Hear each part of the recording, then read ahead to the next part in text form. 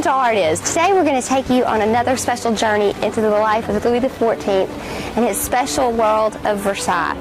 Behind me we have the Grand Canal, and this is just one of Louis XIV's fine examples of his creations and dreams that he had for Versailles.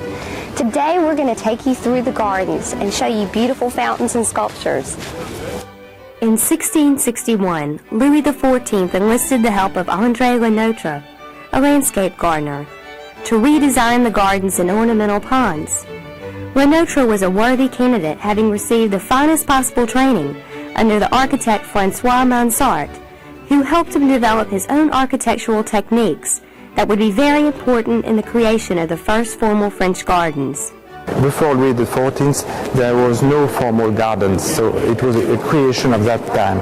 And this creation was so important that it changed a lot the way people were seeing France. So it's part of our image.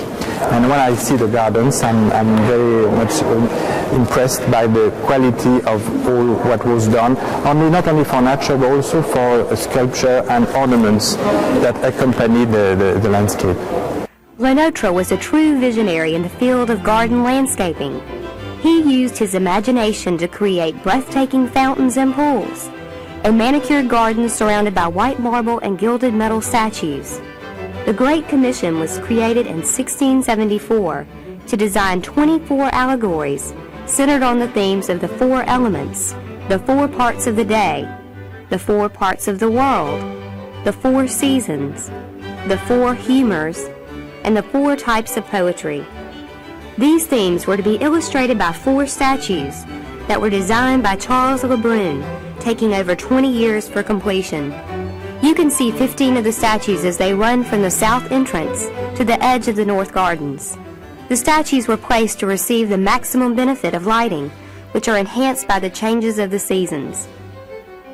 Throughout Versailles, you can see how Louis XIV extended the use of mythological references into the gardens, with the main theme centering around Apollo. This can be seen in the Water Garden built in 1683. The Water Garden stretches along the front of the chateau, facing the Hall of Mirrors. The garden consists of two reflection pools, lined with statues symbolizing the rivers of France, the nymphs, and the children playing. Along the corners of the terraces are two magnificent marble vases, sculpted with similar motifs used in the war and peace rooms.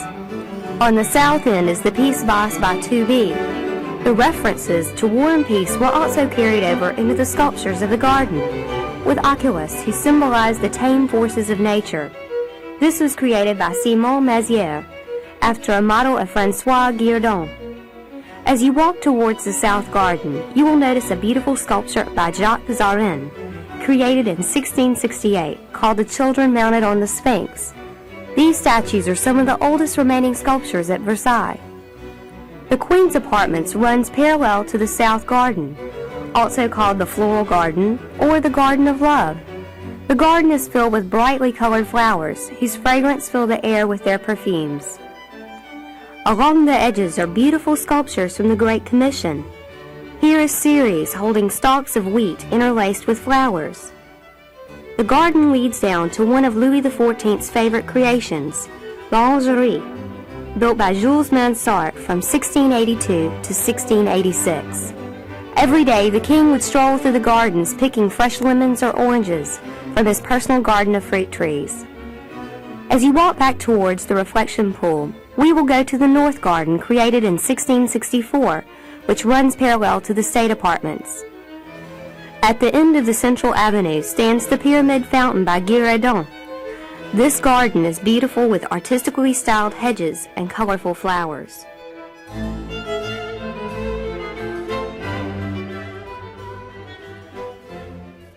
As you look down from the reflection pool, you will see the sun vase, which was dedicated to Apollo. The handles symbolize the beginning of the sun's journey across the sky.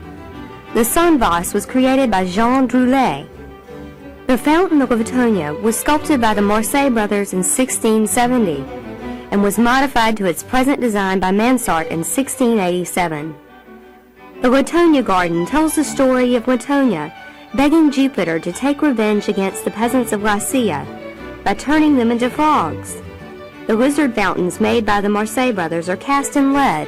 They also represent the legend of the metamorphosis of the Lycian peasants.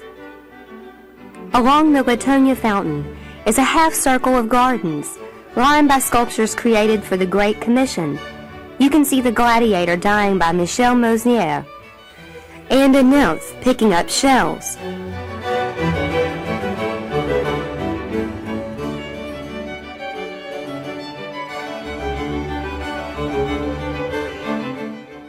Past the Latona garden stretches the green carpet, measuring 1,099 feet long and 210 feet wide.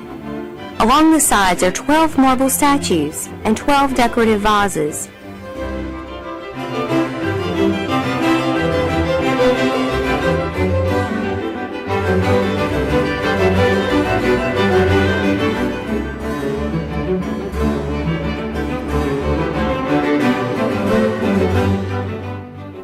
You will see statues of Hercules, who was a man of action, always ready to fight the forces of evil and succeed through courage.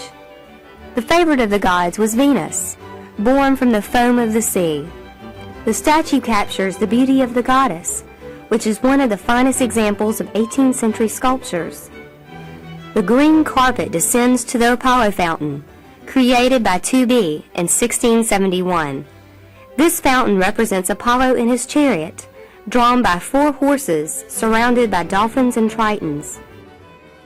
Behind the fountain, you can see the Grand Canal, built for Louis XIV.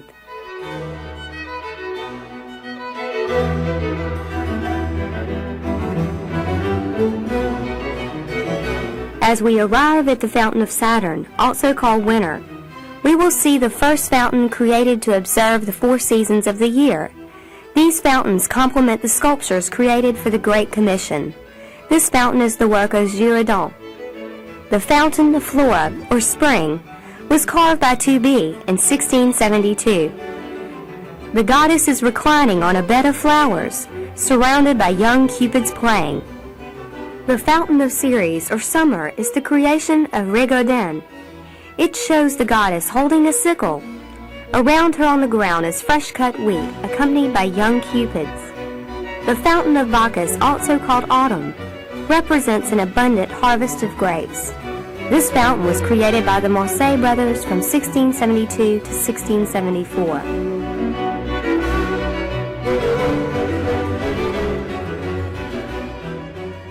The well-known baths of Apollo dates back to 1776, when the entire park was replanted by Louis XVI. This ensemble was made of 3 groups of sculptures, Apollo being attended by the nymphs. With 4 statues by Giraudon, the 2 groups of sun horses were made by the Mercer brothers.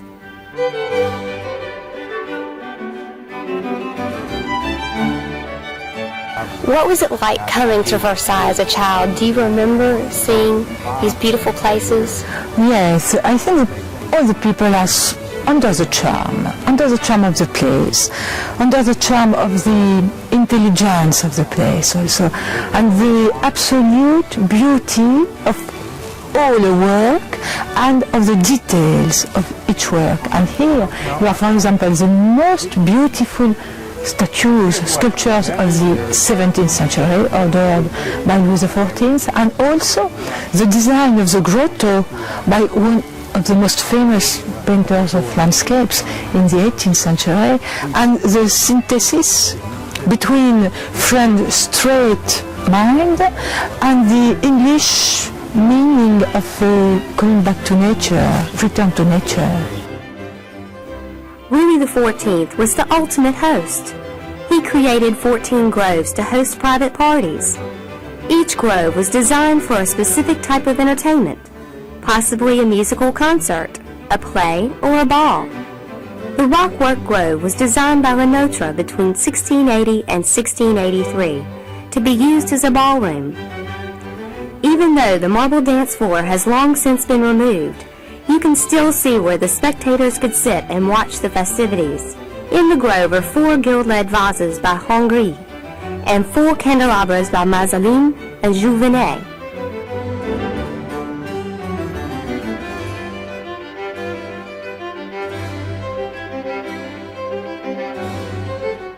Water flows down the rockworks made of shells imported from Madagascar. We'll be right back with more from the gardens of Versailles.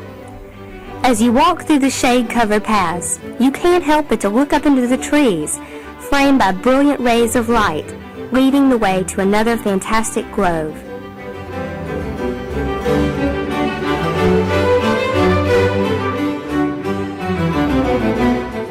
In 1685, Jules Mansart began construction of the Colonnade, which was used for musical concerts. This circular grove measures 106 feet in diameter, with 32 columns of violet and slate blue marble.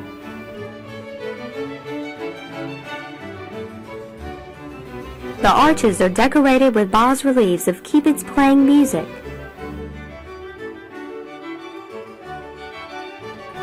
In the center stands a magnificent statue by Girardon, The Rape of Persephone by Pluto. The original statue was replaced by a molding due to the harsh effects of pollution.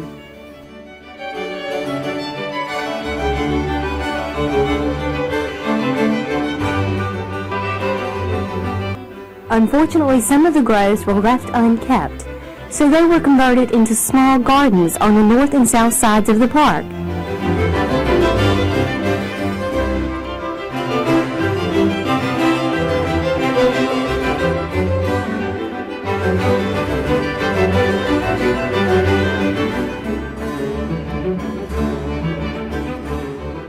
Each garden is decorated by terms commissioned by the superintendent Fouquet for a chateau at the Val-de-Camp and carved in Rome after models of Poussin. This set of terms is centered around the theme of seasons and the gods of mythology.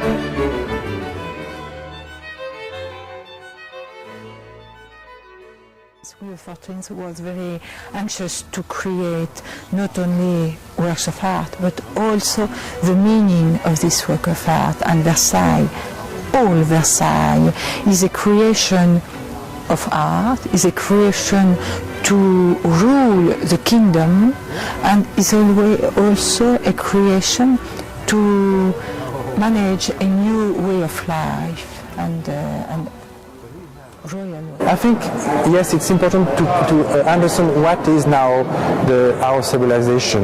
We need to know what was before. At least I think it's right. And for us to know what was before the revolution and all the changes that have been in course in last century and this one, so could be explained looking at the past. There are still many beautiful examples of classical sculptures through the gardens of Versailles. In reality, the gardens are like a tapestry, with many parts making the whole created by the elements of water in the fountains, beauty, strength, and grace in the sculptures, and the essence of nature in the gardens.